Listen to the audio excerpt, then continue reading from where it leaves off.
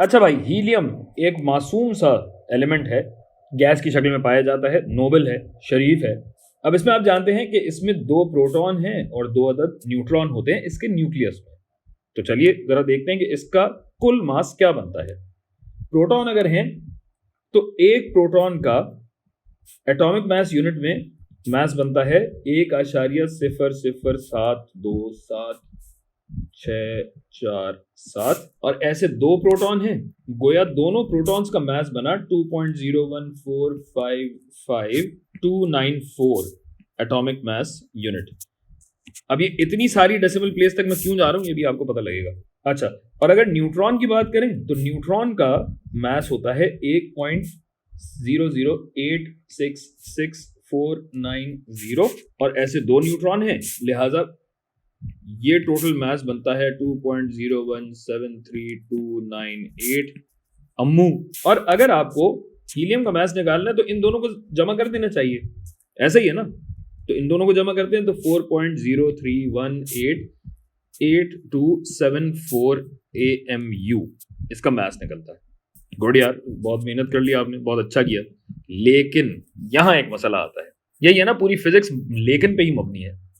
तो भाई ये होना चाहिए था, लेकिन जब हीलियम का मास अलग से निकाला गया हीलियम के एक न्यूक्लियस का, तो ये आया 4.001506008 AMU।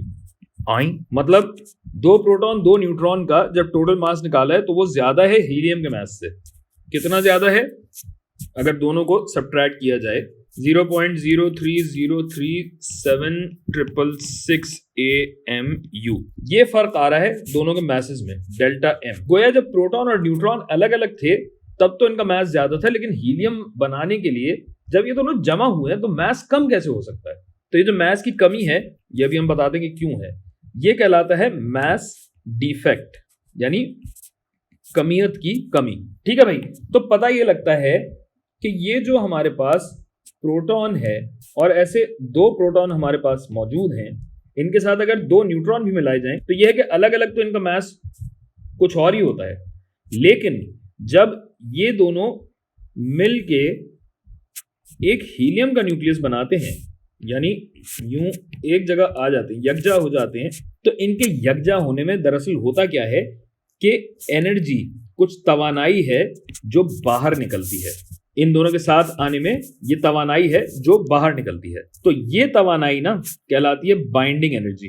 क्यों बाइंडिंग एनर्जी कहलाती है? क्योंकि ये इन दोनों को, इन सारे पार्टिकल्स को बाइंड करती है, यकजा करती है। तो यकजा करने वाली तवानाई को बाइंडिंग एनर्जी हम कहते हैं।